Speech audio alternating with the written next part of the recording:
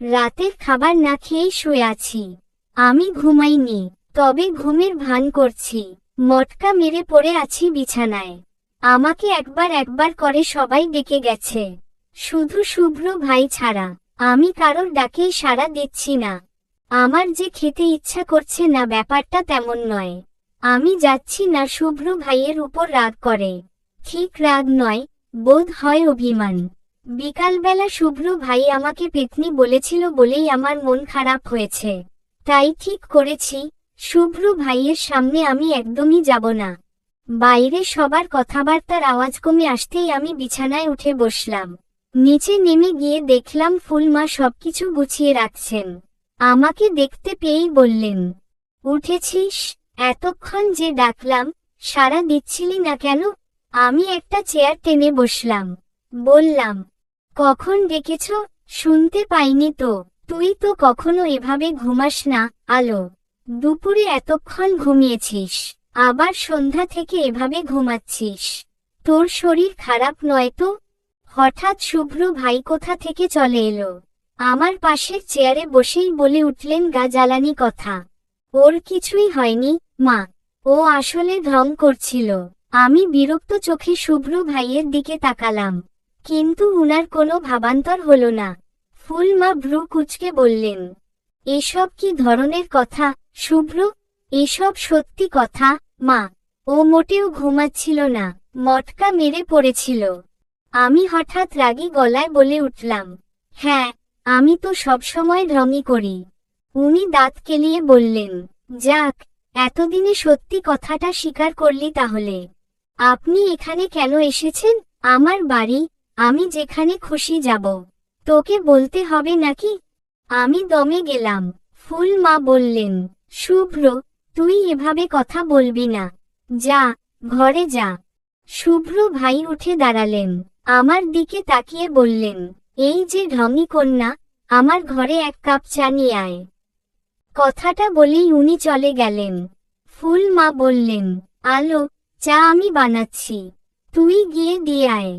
আমি নাক ফুলিয়ে বললাম, আমি বারবার এত উপর নিচ করতে পারবো না, ফুলমা। আমার খিদা পেয়েছে। ফুলমা আমার কথার ধরনে হেসে ফেললেন।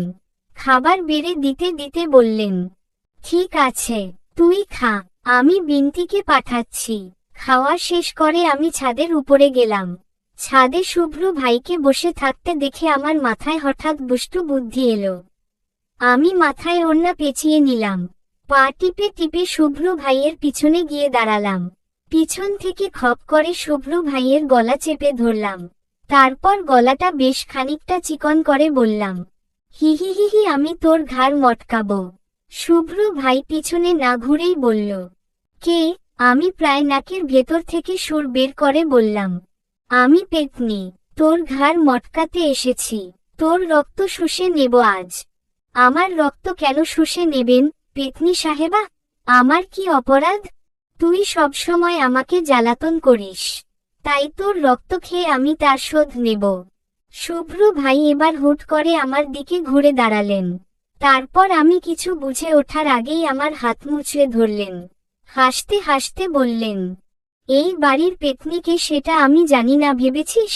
আমি এবার ভয়ে ভয়ে বললাম, সরি, শুভ্র ভাই, সরি সরি, আমি আর এরকম করব না। আমাকে ছেড়ে দিন, প্লিজ। কেন, পেতনি সাহেবা, ভয় পাচ্ছেন? আমি করুণ গলায় বললাম, প্লিজ, শুভ্র ভাই। কিন্তু আমার এই আকুল আবেদন উনার কানে ঢুকলো বলে মনে হয় না। উনি হেসে বললেন, এবার আপনার কি হবে, পেতনি সাহেবা? আপনাকে এখান থেকে তুলে নিচে ফেলে দিই? দেব? আমি হঠাৎ চিৎকার করে বলতে শুরু করলাম, ফুলমা, কোথায় তুমি? আমাকে বাঁচাও, তোমার ছেলে আমাকে মেরে ফেলল। শুভ্র ভাই এবার আমার হাত ছেড়ে মুখ চেপে ধরলেন। ধমক দিয়ে বললেন, চুপ। এখন ফুলমাকে ডাকছিস কেন? বাচ্চামি করার সময় মনে থাকে না? কদিন পরে বিয়ে হবে, আর উনি এখনো ফাজলামি করে বেড়াচ্ছেন, ইডিয়ট। আমি সুযোগ বুঝে শুভ্র ভাইয়ের হাতে কামড় বসিয়ে দিলাম। সাথে সাথে উনি আমাকে ছেড়ে দিলেন। আমি আর এক মুহূর্ত দেরি না করে ছুটে নিজের ঘরে চলে গেলাম। ঘরের দরজা বন্ধ করে দিয়ে বিছানায় বসে হাঁপাতে লাগলাম। ইস, কেন যে শুধু শুধু এরকম করলাম, কি বিশ্রীভাবে ধরা পড়ে গেলাম। শীত।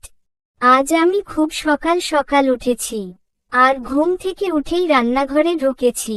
আমার উদ্দেশ্য হলো নাস্তা বানানো। বিনতিকে সরিয়ে দিয়ে আমি দাঁড়িয়ে দাঁড়িয়ে পরোটা ভাজছি। মন দিয়ে কাজটা করছিলাম আমি, কিন্তু এই বাড়িতে আমি কোনো কাজই ঠিক মন দিয়ে করতে পারি না।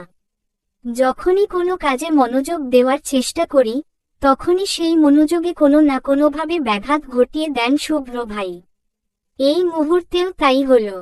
পরোটা বানানোর সময় আমার মাথায় পিছন থেকে একটা নীল রঙের ওড়না এসে পড়ল। আমি প্রথমে কিছু বুঝে উঠতে পারলাম না। ওড়নাটা হাতে নিয়ে পিছনে ঘুরে তাকালাম, কাউকে চোখে পড়ল না। ওড়নাটা উল্টে পাল্টে দেখছিলাম। ওড়নার এক কোণায় কিছু একটা বাঁধা আছে দেখতে পেলাম। বাঁধন খুলতেই একটা চিরকুট পেলাম। চিরকুট খুলে দেখলাম তাতে শুভ্র ভাইয়ের লেখা। উনি লিখেছেন, হ্যাঁ, ওড়নাটা আমিই দিয়েছি, কিন্তু এত খুশি হওয়ার কোনো দরকার নেই। সেদিন ওড়নাটা ছিঁড়ে ফেলেছিলাম বলে দিয়ে গেলাম, পেনাল্টি হিসেবে। শুভ্র কখনো কোনো ঋণ রাখে না। চিরকুট পরে মাথা তুলতেই দেখলাম চুলার উপরে দেওয়া পরোটা পুড়ে যাচ্ছে। আমি তাড়াতাড়ি চুলা বন্ধ করে দিলাম। ধুর, কত শখ করে পরোটা বানাচ্ছিলাম, শুভ্র ভাইয়ের জন্য সেটাও পুড়ে গেল। ভাল লাগে না। নাস্তার টেবিলে সবাই খুব প্রশংসা করছে আমার, আমি নাকি খুব ভালো পরোটা বানিয়েছি। কিন্তু শুভ্র ভাই কিছু বলছেন না, চুপচাপ খেয়ে চলেছে। দাদিমণি বললেন, আলো, খুব ভালো হয়েছে। আমার নাতজামাই এর ভাগ্য খুব ভালো, তার বউ এত ভালো রান্না করে তাকে খাওয়াবে। শুভ্র ভাই এবার মুখ খুললেন, গ্লাসে পানি ঢালতে ঢালতে বললেন, না দাদিমণি, তোমার নাতজামাই এর কপাল খুব খারাপ, কারণ তার বউ রান্না করতে গিয়ে সেটা পুড়িয়ে ফেলবে। আমি মুখ গোমড়া করে বললাম, একটা পরোটাই তো পুড়েছে, বাকিগুলো তো ঠিকই আছে। ফুল মা আমার কথায় সায় দিয়ে বললেন, তাই তো, প্রথম প্রথম রান্না করতে গেলে এরকম একটু আধটু হতেই পারে, সমস্যা কি তাতে?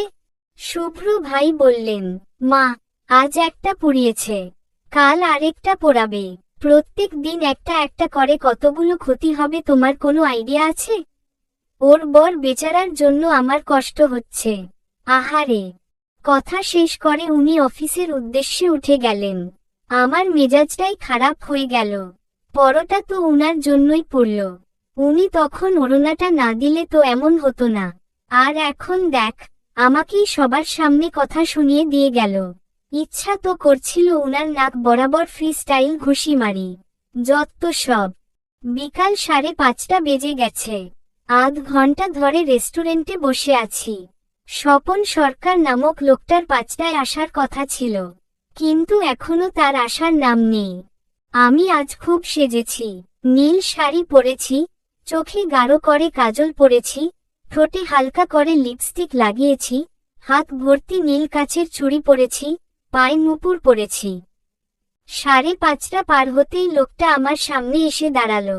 ছবিতে যেমন দেখেছিলাম তেমনই দেখতে, তবে ছবির থেকে বয়সটা একটু বেশি লাগছে। বোধহয় ছবিটা 2-1 বছর আগের। আমি হাসি মুখে বললাম, স্বপন সাহেব। স্বপন হেসে আমার পাশের চেয়ারে এসে গা ঘেঁষে বসলেন। আমার দিকে তাকিয়ে বললেন, আলো, তোমায় ছবিতে দেখেছি, তুমি ছবির মতোই সুন্দর। উনি আমার পাশে এসে বসায় আমার বেশ অস্বস্তি হচ্ছে। অদ্ভুত লোক তো, প্রথম দেখাতেই একটা মেয়ের এত কাছে এসে বসে পড়লেন।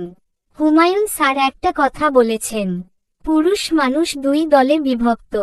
একদল তাকায় মেয়েদের চোখের দিকে, আরেক দল তাকায় মেয়েদের বুকের দিকে।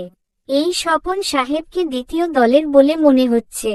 আমি অস্বস্তি চাপা দিয়ে মুখে হাসি টানার চেষ্টা করে বললাম, আপনার এত দেরি হলো যে?